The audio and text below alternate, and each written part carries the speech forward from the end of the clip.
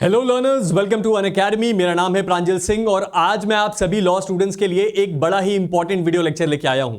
आज के इस वीडियो लेक्चर में हम पढ़ने वाले हैं नई सीआरपीसी यानी कि भारतीय नागरिक सुरक्षा संहिता का एक ऐसा टॉपिक जो हर लॉ स्टूडेंट के लिए बहुत ज्यादा इंपॉर्टेंट है। क्योंकि अगर आप एक जज बनना चाहते हैं तो उसके इंटरव्यू में यह बहुत कॉमनली पूछा जाता है। अगर आप एक वकील बनना चाहते हैं तो आपके ऑफिस में यह बहुत काम आएगा। और अगर आप केवल एक लॉ स्टूडेंट है जो अभी अपनी पढ़ाई को कर रहे हैं तो आपके एग्जाम्स का यह बड़ा इंपॉर्टेंट टॉपिक है। उसके साथ ही साथ हमारे देश की जो कॉमन पब्लिक है उनके लिए भी ये टॉपिक बहुत ज्यादा इंपॉर्टेंट है। तो चलिए जल्दी से शुरुआत करते हैं आज के इस टॉपिक की, जिसमें हम पढ़ने वाले हैं बीएनएसएस के अंतर्गत एफआईआर यानी कि फर्स्ट इंफॉर्मेशन रिपोर्ट को। इसकी शुरुआत करने से पहले हमें यह बता देना आपको बहुत ज्यादा जरूरी है कि आज है 27 सितंबर और कल है 28 सितंबर जब से हमारा बैच शुरू होने वाला है। यानी कि आप सभी जुडिशरी एस्पिरेंट्स जो यूपी पीसीएसजे की तैयारी कर रहे हैं उनके लिए यह बैच है। आप इसको ज्वाइन कर सकते हैं, जहां यूपी पीसीएसजे की तैयारी केवल 2 महीने में कराई जाएगी।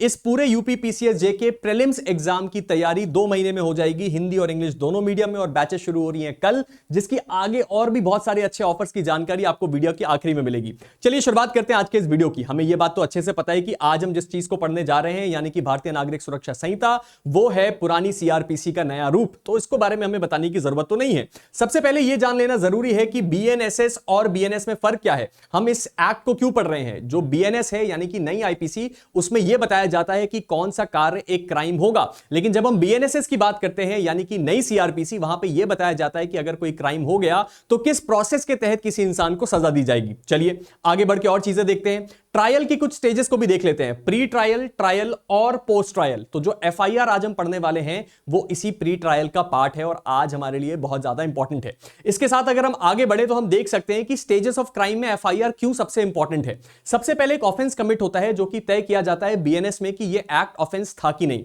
उसके बाद उसकी इंफॉर्मेशन सबसे ज्यादा इंपॉर्टेंट है, यानी कि आगे की पूरी कार्रवाई करने के लिए सबसे पहले इंपॉर्टेंस है इंफॉर्मेशन की, कि कोई जाए और जाके ये बताए कि हां सर ऐसा कोई अपराध हो गया है, अब आप आगे की कार्रवाई को आगे बढ़ाइए। इसीलिए इस इंफॉर्मेशन को कहा गया है फर्स्ट इंफॉर्मेशन रिपोर्ट और ये हमारे लिए बहुत ज्यादा इंपॉर्टेंट है। चलिए आगे बढ़ते हैं। अब जरा ये समझ लेते हैं कि हमारे देश में एफआईआर का कॉन्सेप्ट काम कैसे करता है। अगर आप इस चीज को देखें तो यहां पे आपको बहुत सारे ऑफेंसेस होते हुए दिख रहे हैं। यहां पे कोई किसी को धक्का मार रहा है, यहां पे किडनैपिंग हो रही है, यहां पे भी किडनैपिंग हुई है, यहां पे रैंसम ले रहा है, यहां थेफ्ट हुआ है, यहां शायद अटेम्प्ट टू मर्डर हुआ है। ये जो इतने सारे ऑफेंसेस हुए हैं इनका अल्टीमेट गोल है कि ये कोर्ट तक जाएं और इनको सजा हो इनके गलत कामों के लिए। लेकिन क्या जज का काम है कि इन लोगों को पकड़ के लाए कोर्ट में और वहां सजा दे? नहीं। इसलिए हमारे पास सबसे इंपॉर्टेंट एक कैटेगरी होती है पुलिस की कैटेगरी, जिनका काम है कि अगर कभी कोई ऐसा ऑफेंस हो तो उनको कोर्ट तक यानी कि उनके अंजाम तक पहुंचाने का काम पुलिस का होता है। और पुलिस भी ये काम कैसे करेगी सर? पुलिस बिना किसी एफआईआर के यानी बिना किसी रिटन डॉक्यूमेंट के इस काम को नहीं कर सकती, जिसको हम एफआईआर कहते हैं। चलिए अब जल्दी से देखते हैं एफआईआर की मीनिंग को। एफआईआर की मीनिंग को समझना बहुत ही आसान है। एफआईआर का मतलब होता है पहली बार जब कभी किसी क्राइम की रिपोर्टिंग करी जाए, और ये एक इंफॉर्मेशन के फॉर्म में होता है। किसको सर? पुलिस को, यानी कि एफआईआर केवल पुलिस को ही दर्ज कराई जा सकती है। उसके साथ ही साथ ये बताता है किसी कॉग्नाइजेबल ऑफेंस के कमीशन को, यानी कि एफआईआर केवल और केवल कॉग्नाइजेबल ऑफेंसेस में ही हो सकती है। अब ये कॉग्नाइजेबल ऑफेंस क्या होता है इसको हम अगली स्लाइड में समझेंगे, लेकिन अभी तक के लिए हमें यह समझ में आ गया कि पहली बार जब किसी कमीशन ऑफ ऑफेंस को बताया जाता है जो कॉग्नाइजेबल ऑफेंस होना चाहिए पुलिस को, तो उसको हम एफआईआर कहते हैं। और एफआईआर का इफेक्ट क्या होता है सर? एफआईआर का इफेक्ट ये होता है कि जो क्रिमिनल लॉ है वो मोशन में आ जाता है। जैसा कि हमने देखा कि जो क्रिमिनल लॉ है वो काम करना तब शुरू करेगा जब आप उसकी रिपोर्टिंग कर देंगे। अब जल्दी से देख लेते हैं कि इसका एड्रेस कहां है। तो जो नई सीआरपीसी है उसमें सेक्शन नंबर 173 बताता है एफआईआर के बारे में, और जो पुरानी सीआरपीसी थी उसका सेक्शन नंबर 154 एफआईआर के बारे में बात करता था। अब हमने यहां पे देखा कि कॉग्नाइजेबल ऑफेंस कुछ होता है जिसमें केवल एफआईआर हो सकती है। तो जल्दी से ये देखते हैं कि कॉग्नाइजेबल ऑफेंस क्या है। कॉग्नाइजेबल ऑफेंस, जिसको हिंदी में कहते हैं संज्ञेय अपराध, इस चीज का जिक्र आप केवल इस बात से समझ सकते हैं कि जो सीरियस टाइप के ऑफेंसेस होते हैं उनको कॉग्नाइजेबल ऑफेंस कहा जाता है। और इन चीजों में कई बार देखा गया है कि यहां पे बिना वारंट के भी अलाउड होता है पुलिस को अरेस्ट करने के लिए, जो किसी और वीडियो का टॉपिक है। लेकिन अब हमें यह कैसे पता चलेगा कि कौन सा अपराध कॉग्नाइजेबल है या नहीं? तो इसका जवाब भी आपको सीआरपीसी में मिलता है। कौन सी शेड्यूल में सर? जो शेड्यूल 1 है सीआरपीसी की, यानी कि बीएनएसएस की जो नई सीआरपीसी है, वो बात करती है जो मोर सीरियस ऑफेंसेस है उसने एक टेबल में कैटेगरी में डिवाइड डिवाइड कर दिया है कि यहां पे सर क्या है, वो कॉग्नाइजेबल ऑफेंसेस हैं। तो अगर आपको यह पता करना है कि कोई ऑफेंस कॉग्नाइजेबल है या नहीं, तो आपको अपनी बीएनएसएस की बैर एक्ट में ही जाना है और आखिरी के पन्नों में आपको मिलेगा शेड्यूल 1, जहां आपको सारे ऑफेंसेस के बारे में पता चलेगा कि इन ऑफेंसेस में आपकी एफआईआर होगी या नहीं होगी। तो जो ऑफेंसेस कॉग्नाइजेबल नहीं है उसमें एफआईआर नहीं होगी, तो क्या होगी, उसमें कंप्लेंट होती है सर। चलिए आगे बढ़ते हैं। चलिए अब जल्दी से देखते हैं एसेंशियल्स ऑफ एफआईआर को। एसेंशियल्स ऑफ एफआईआर में सबसे पहले है इंफॉर्मेशन, यानी कि आपके पास एक लेजिटिमेट इंफॉर्मेशन होनी चाहिए किसी कमीशन ऑफ ऑफेंस की। इस बात को भी हम देख चुके हैं कि यह इंफॉर्मेशन किसी कॉग्नाइजेबल ऑफेंस की होनी चाहिए। उसके साथ ही साथ यह एफआईआर लिखने की जिम्मेदारी किसकी होती है, officer in charge of police station. लेकिन उसके साथ ही साथ यहां पे वुमेन पुलिस ऑफिसर भी लिखा गया है। हम आगे अभी देखेंगे कि जब कभी भी वुमेन के साथ कोई सीरियस ऑफेंस कमिट किया जाता है तो यह जिम्मेदारी वुमेन पुलिस ऑफिसर की होती है कि वो इस एफआईआर को लिखें। और ऐसा क्यों है, इसको हम आगे समझेंगे इसी वीडियो में। उसके बाद एफआईआर ओरल और रिटन दोनों फॉर्म में हो सकती है, यानी कि आप मुंह से बोल के भी एफआईआर दर्ज करवा सकते हैं। उसके बाद यह एफआईआर जुरिस्डिक्शनल और नॉन जुरिस्डिक्शनल दोनों हो सकती है, यानी कि जिस एरिया में आपके साथ अपराध हुआ है वहां पे भी एफआईआर दर्ज कराई जा सकती है और उसके बाहर भी। उसके साथ ही साथ सिग्नेचर ऑफ इंफॉर्मेंट, जिस आदमी ने एफआईआर दर्ज करवाई है उसका साइन होना बहुत ज्यादा जरूरी होता है एफआईआर के लिए, लेजिटिमेट होने के लिए। उसके बाद ही बाद एफआईआर की जो जितना भी सब्सटेंस है वो एक बुक में लिखना पुलिस के लिए बहुत ज्यादा जरूरी है। चलिए शुरुआत करते हैं। अब सबसे पहले शुरुआत करते हैं कॉपीज ऑफ एफआईआर से, यानी कि अगर एफआईआर बना ली गई तो उसकी कॉपीज कितनी बनती हैं। ये एक कॉमन क्वेश्चन है जो इंटरव्यू में पूछा जाता है। तो अगर एफआईआर हुई तो सबसे पहले एक कॉपी जाती है पुलिस स्टेशन के पास जहां पे वो लिखी गई है, जो कि बहुत ही ऑब्वियस सी बात है। उसके बाद मजिस्ट्रेट जो उस ऑफेंस का कॉग्नाइजेंस लेंगे उनके पास भी एक कॉपी जाती है और आखिरी में कॉपी आती है इन्फॉर्मेंट के पास जो उनको फ्री ऑफ कॉस्ट मिलती है। चलिए आगे बढ़ते हैं और समझने की कोशिश करते हैं। एफआईआर की जर्नी को भी समझ लेना हमारे लिए बहुत ज्यादा जरूरी है। जब एफआईआर रजिस्टर कराई जाती है तो एक प्रिलिमिनरी इंक्वायरी का क्लॉज है जो हम आगे पढ़ेंगे, यानी कि अगर कभी भी कोई ऐसा अपराध है जिसकी सजा 3 साल से 7 साल के बीच है तो पुलिस ऑफिसर के पास पावर होती है प्रिलिमिनरी इंक्वायरी की, यानी कि वो ये काम कर सकता है कि वो शुरुआती तौर पर यह जांच कर सकता है कि इसमें एफआईआर बनती है भी या नहीं, या अगर उसको कोई डाउट हो, और अगर उसने ये डाउट क्लियर कर लिया तो फिर उसको एफआईआर रजिस्टर करनी पड़ेगी, और अगर उसने प्रिलिमिनरी इंक्वायरी नहीं करी तो वो फर्स्ट टाइम ही एफआईआर रजिस्टर कर लेगा। उसके बाद होता है इन्वेस्टिगेशन। इन्वेस्टिगेशन के बाद पुलिस अपनी रिपोर्ट बनाती है और रिपोर्ट जाके जमा करती है कोर्ट में, और जिसके बाद हमारा कोर्ट जो है अपना केस चालू करता है और हमारे यहां पे मुजरिमों को सजा दी जाती है। चलिए आगे बढ़ते हैं। अब जरा ये देखते हैं कि एक एफआईआर के अंदर कंटेंट क्या क्या होना चाहिए। इसके लिए एक बड़ा इंटरेस्टिंग केस है, गोरले S Naidu versus state of Andhra Pradesh and others. यह है 2003 का केस सुप्रीम कोर्ट का। इस केस में सुप्रीम कोर्ट ने बोला था कि कभी भी एफआईआर को इंसाइक्लोपीडिया की तरह नहीं होना चाहिए। इसका मतलब एफआईआर के अंदर बहुत सारी इंफॉर्मेशन भर के लिखने की जरूरत नहीं है, बस इतनी प्रिसाइज फॉर्म में इंफॉर्मेशन लिखिए ताकि जिसको भी इसका कॉग्नाइजेंस लेना है और उस क्राइम का जो मैग्नीट्यूड है उसको समझना है, बस उतना समझ में आ जाए। इतनी इंफॉर्मेशन एक एफआईआर में होनी चाहिए, 10 पन्नों में उसका डिस्क्रिप्शन नहीं होना चाहिए। चलिए आगे बढ़ते हैं। उसके बाद अब सबसे इंपॉर्टेंट क्वेश्चन आता है कि एफआईआर फाइल कौन कर सकता है, और यहां पे आपका दिमाग थोड़ा खुलेगा। सबसे पहले और सबसे ऑब्वियस बात तो यह है कि जो विक्टिम है वो अपनी एफआईआर खुद दर्ज करवा सकता है। उसके बाद थर्ड पर्सन, यानी कि अगर कोई ऐसा व्यक्ति है जिसने उस अपराध को होते हुए देखा, अगर आप गाड़ी से जा रहे थे और आपने देखा कि किसी ने चोरी करके भागा, तो आप भी जाके एफआईआर दर्ज करवा सकते हैं। उसके बाद अक्यूज्ड खुद, आपने कई मूवीज में देखा होगा कि लोग आके सरेंडर करते हैं, तो अक्यूज्ड खुद भी आके अपनी एफआईआर को दर्ज करवा सकता है या किसी और मामले में क्रॉस एफआईआर करवा सकता है। उसके बाद पुलिस सुओ मोटो कॉग्नाइजेंस ले सकती है किसी अपराध के होने का, यानी कि पुलिस को खुद से पता चला कि कोई अपराध हुआ तो पुलिस खुद भी एफआईआर लिख सकती है, और उसके बाद कोर्ट भी पुलिस को जाके ये बता सकती है कि आप एफआईआर दर्ज करिए। चलिए आगे बढ़ते हैं। इसके बाद आता है टाइप्स ऑफ एफआईआर का। ये कॉन्सेप्ट सीआरपीसी में तो था, लेकिन सीआरपीसी की बैरक में लिखा नहीं था, और ये हमारे लिए बहुत ज्यादा इंपॉर्टेंट है। हमारी टाइप्स ऑफ एफआईआर में मेजरली 2 टाइप्स हैं, एक जुरिस्डिक्शनल और एक नॉन जुरिस्डिक्शनल। जुरिस्डिक्शनल का मतलब होता है कि एक नॉर्मल एफआईआर, अगर आपके साथ कानपुर में कोई अपराध हुआ है तो आप कानपुर के थाने में जाके उसकी शिकायत दर्ज करवाएंगे। लेकिन एक नॉन जुरिस्डिक्शनल एफआईआर का भी कॉन्सेप्ट हमारे लॉ में लाई करता है, जो बीएनएसएस में स्पेशली डाला गया है, और गवर्नमेंट ने इसको बहुत ज्यादा प्रमोट किया था कि इस चीज को उन्होंने हाईलाइट किया है हमारे लॉ में, और इस चीज को फाइनली हमारे लॉ में जगह मिली। ये जीरो एफआईआर का कॉन्सेप्ट है जो केस लॉस के थ्रू फॉलो किया जाता था इससे पहले, लेकिन अब बेयर एक्ट में इसको जगह मिल गई है। इसका मतलब क्या है सर? इसका मतलब केवल इतना है कि अगर कभी भी आपके साथ ऐसा हुआ कि कोई अपराध हुआ और उस जगह पे पुलिस आपकी एफआईआर दर्ज नहीं करवा रही है, या आप उस जगह पे एफआईआर दर्ज करने के लिए कंफर्टेबल नहीं है, तो आप उस जगह को छोड़ के कहीं पे भी जाके एफआईआर दर्ज करवा सकते हैं। क्या मतलब हुआ इसका? इसका मतलब समझना बड़ा आसान है। आसाराम बापू का केस, ये केस हुआ था कहां पे सर? ये केस है जोधपुर राजस्थान का, लेकिन जो पीड़ित थी उसका जोधपुर में कोई एफआईआर दर्ज ही नहीं करवा रहा था। तो उसके बाद वो कहां आई? कमला मार्केट पुलिस स्टेशन नई दिल्ली में, यानी कि केस था राजस्थान का, उसकी एफआईआर हुई दिल्ली में और 0 एफआईआर के नाम से वो एफआईआर दर्ज करी गई और उसके बाद वापस उसको जोधपुर भेजा गया और उसका इन्वेस्टिगेशन करवाया गया। यही है 0 एफआईआर की सबसे बड़ी खूबी। चलिए आगे बढ़ते हैं। उसके बाद एक कॉन्सेप्ट आता है प्रीलिमिनरी इंक्वायरी का। अब इस बात को ध्यान रखिए कि नई जो सीआरपीसी यानी कि बीएनएसएस है, उसमें प्रीलिमिनरी इंक्वायरी के बारे में क्या बात करी गई है। उसमें बोला गया है कि कॉग्नाइजेबल ऑफेंस होना चाहिए, जो कि जाहिर सी बात है एफआईआर कॉग्नाइजेबल ऑफेंस में हो सकती है।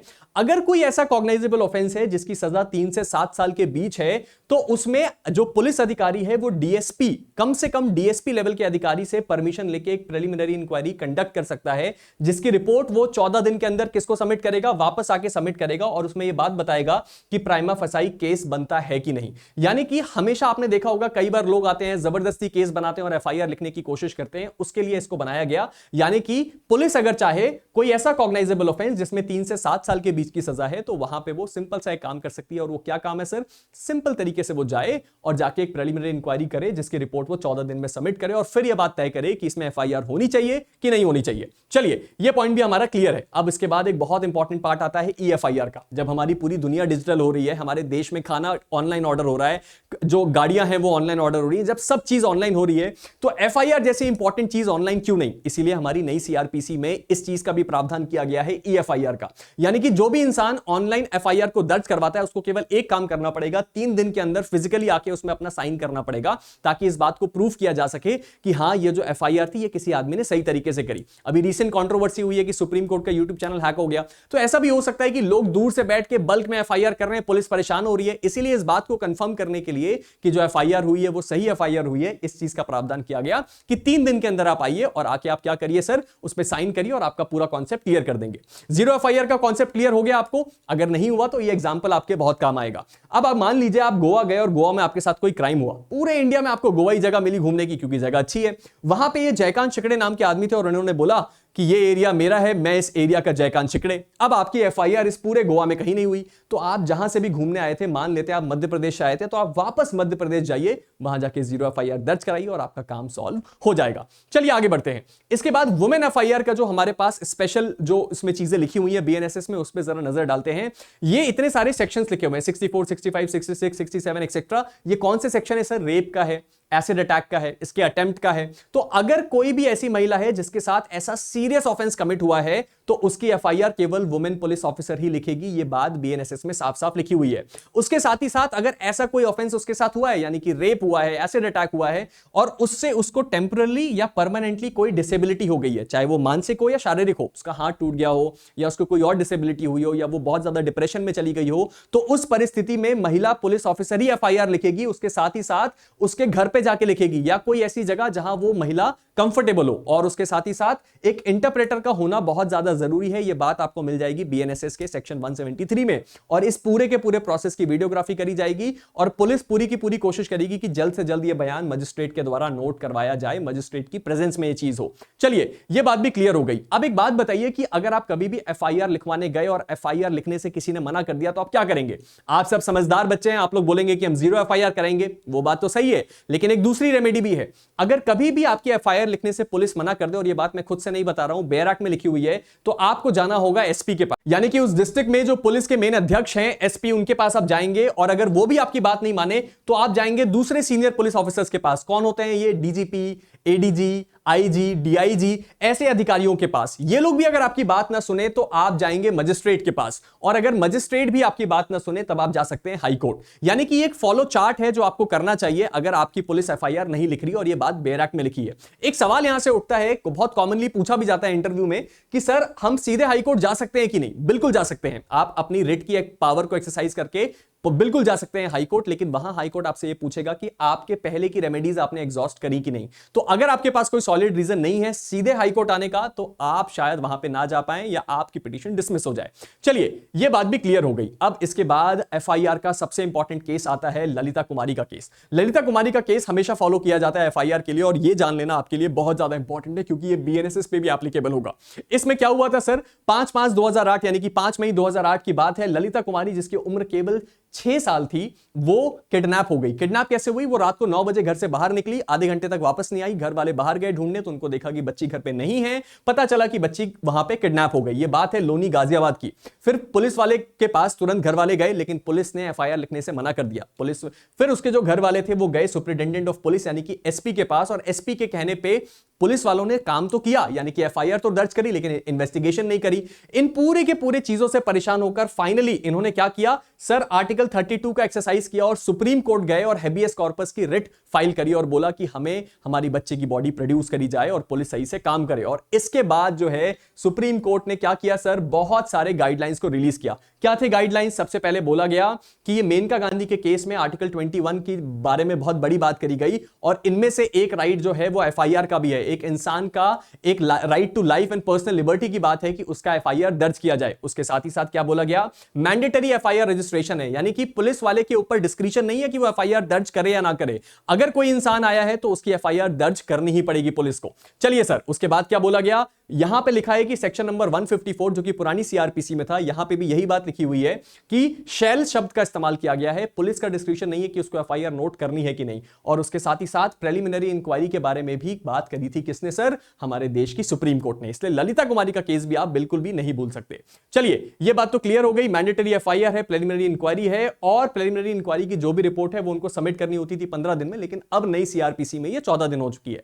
तो भाई ये था हमारा आज का वीडियो, जिसमें हमने आपको रैपिड तरीके से समझाया कि जो नई बीएनएसएस है उसका सेक्शन नंबर 173 जो कि बात करता है एफआईआर के बारे में, उसमें क्या बात है और क्या क्या चीजें बदली। अब एक बार क्विक रिवीजन लेते हैं, क्या क्या बदला सर? 0 एफआईआर आ गया, प्रिलिमिनरी इंक्वायरी लिख के आ गई, और उसके साथ ही साथ ईएफआईआर का कॉन्सेप्ट भी आ गया। तो अगर आपके मन में अभी भी कोई डाउट है तो हमें नीचे कमेंट सेक्शन में जरूर बताइएगा। मिलते हैं एक नई वीडियो के साथ, और जाने से पहले आप लोगों के लिए बड़ी इंपॉर्टेंट इंफॉर्मेशन, कल से यानी कि 28 सितंबर से हमारी जो बैच है वो लॉन्च होने वाली है। किसकी सर? जो मैंने आपको बताई थी, UP PCSJ prelims only in 2 months। तो अगर आप उसमें एडमिशन लेना चाहते हैं, इस वक्त बहुत ही अच्छा ऑफर चल रहा है, यानी कि अगर आप अपने प्रांजल सर का कोड यूज करेंगे PS, तो प्रांजल सर आपको लाके देंगे इंस्टेंट 50% डिस्काउंट। जैसे सेल चलती है ना ऑनलाइन, वैसे ही सेल चल रही है, इसको मिस मत करिएगा। तो मिलते हैं एक नई वीडियो के साथ, तब तक के लिए stay motivated and keep working hard. Thank you.